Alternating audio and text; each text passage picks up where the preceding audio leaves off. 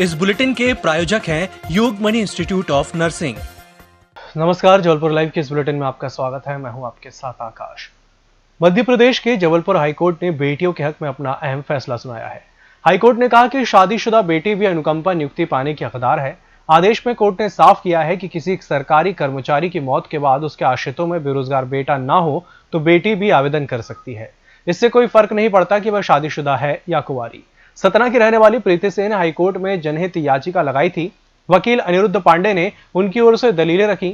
याचिका में प्रीति सिंह ने बताया कि उनकी मां मोहनी सिंह कोलगवा पुलिस स्टेशन सतना में एएसआई के पद पर तैनात थी। 23 अक्टूबर 2014 को सुबह नौकरी पर जाते समय सड़क हादसे में उनकी मौत हो गई। इसके बाद मोहनी सिंह ने अनुकंपा नियुक्ति के लिए अप्लाई किया था। भोपाल पुलिस हेडक्वार्टर ने उनकी एप्लीकेशन निरस्त करते हुए कहा कि शादीशुदा बेटी अनुकंपा नियुक्ति की हकदार नहीं है। मौसम का मिजाज कुछ बदलने वाला है। जिला मौसम कार्यालय से प्राप्त जानकारी के अनुसार आज सुबह मौसम में अचानक बदलाव आया।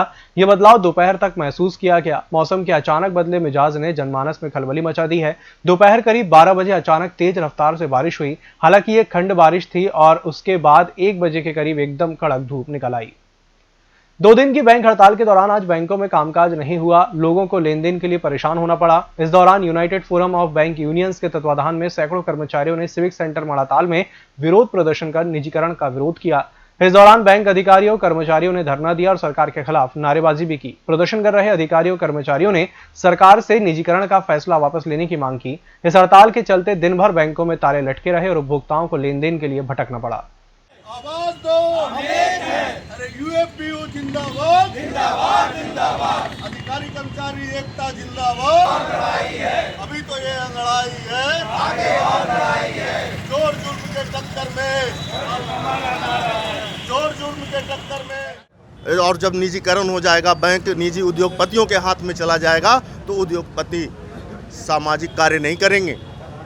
वो सामाजिक कार्य नहीं करेंगे बल्कि वो मुनाफा कमाएंगे और जो उनको मुनाफा देगा वही उनके बैंक में खाता धारक होगा। तो ये स्थिति है आज की और हम चाहते हैं कि आपके माध्यम से ये बात जन जन तक पहुँचे, क्योंकि बैंक के निजीकरण से केवल हमें ही नुकसान नहीं है, बैंक से के निजीकरण से आम जनता का नुकसान है। क्योंकि आपको याद होगा 1969 के पहले बैंक में क्लास बैंकिंग हुआ करता था। एक क्लास के लोग बैंक के अंदर जाते थे, खाता खुलवाते थे और क्रेडिट फैसिलिटी लोन वगैरह मिलता था। इंदिरा गांधी ने इस चीज़ को देखा, इस चीज़ को परखा, इस चीज़ को समझा और उन्होंने निजीकरण को, निजी बैंकों को राष्ट्रीयकरण किया। राष्ट्रीयकरण करने का पीछे जो उनका उद्देश्य था, बैंकों को क्लास बैंकिंग से बदल करके मास बैंकिंग में लाना, बैंकिंग सुविधाओं को घर घर तक पहुँचाना। ऐसा नहीं है कि जनधन योजना में ही जीरो बैलेंस खुला है। आपको याद होगा, अगर 2004 के पहले या उससे पहले भी जाएंगे तो याद होगा कि जीरो बैलेंस पे हम लोगों ने खाता खोला है वित्तीय समावेश के तहत। जबलपुर तिलवारा थाना पुलिस ने कार्रवाई करते हुए 5 आरोपियों को गिरफ्तार किया है, जो पिछले लंबे समय से अवैध मादक पदार्थ गांजे की तस्करी में लिप्त थे। तिलवारा पुलिस को मुखबिर से सूचना मिली कि इंडिका कार में सवार 5 युवक अपने साथ भारी मात्रा में गांजा लेकर जबलपुर शहर पहुंच रहे हैं। ये पांचों आरोपी गांजा लेकर पहुंच पाते उससे पहले ही शहर के सीमावर्ती थाना तिलवारा पुलिस ने आरोपियों को घेराबंदी कर गिरफ्तार किया, जहां आरोपी हरिहर, अनिल, विवेक, राजा और अजय के पास से 53 किलो गांजा सहित अवैध हथियार, 7 राउंड जिंदा कारतूस बरामद किए गए। गांजे की कीमत 2.5 लाख रुपए आंकी गई है। रात्रि की घटना है। थाना तिलवारा अंतर्गत 5 आरोपियों से 53 किलो 270 ग्राम अवैध गांजा जब्त हुआ है। इसके साथ जिसकी कीमत करीब 2,65,000 अनुमानित कीमत बताई जा रही है। इसके साथ ही साथ एक कट्टा और 2 मैगजीन, 7 राउंड भी जब्त हुए हैं।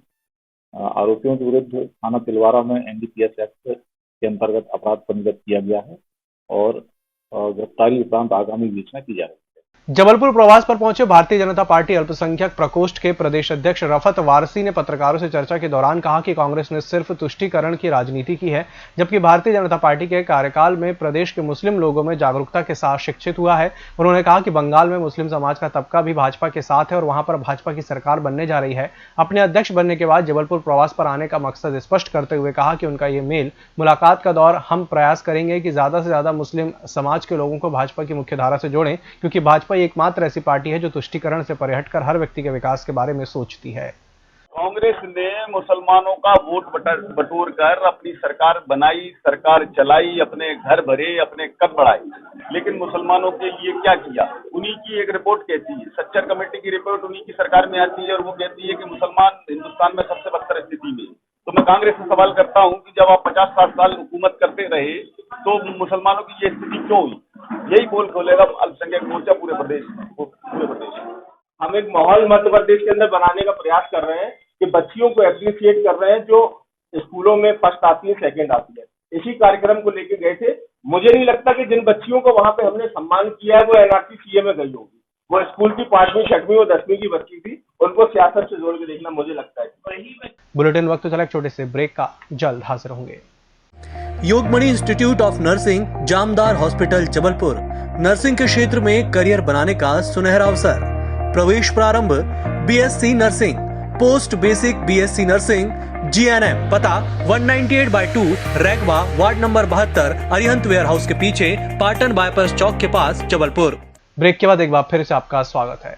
संयुक्त किसान मोर्चा के तत्वाधान में सिहोरा कृषि मंडी में सोमवार को किसान महापंचायत हुई। 2 घंटे देरी से पहुंचे भारतीय किसान यूनियन के राष्ट्रीय प्रवक्ता राकेश टिकैत ने कहा कि यह क्षेत्र नर्मदा मैया का उद्गम स्थल है। युवाओं से ही आंदोलन की शुरुआत होती है। सुभाष चंद्र बोस ने क्रांति की शुरुआत इसी धरती से की।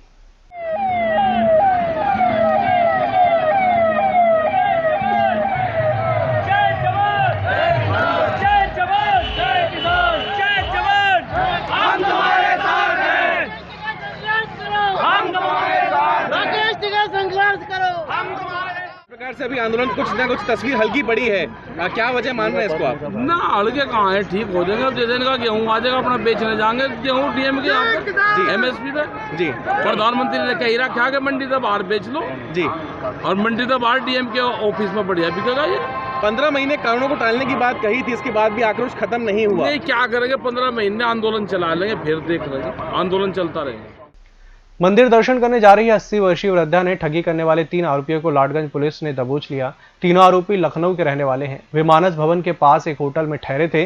पुलिस ने आरोपियों के पास से ठगी की रकम जब्त कर ली है। आरोपी मंदिर जा रही एक वृद्ध महिला से ये कहकर जेवर ठग लिए कि उसे लक्ष्मी रूठी है, जेवर पहनकर मंदिर न जाए।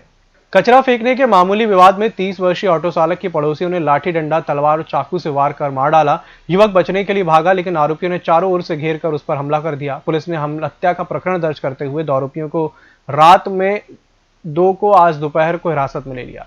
अच्छा भला घर आया और इसके बाद गया जन्मदिन रहा दोस्तों का, तो वहाँ से जन्मदिन में नाच कूद होता रहा।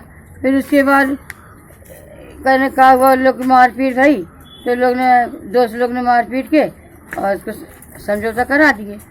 और यहाँ हमारी बहू रही, तो बहू झगड़ा करी रही, तो उसको समझा बुझा के उसके घर में बैठा दिया और ये लोग अलग कर दिए।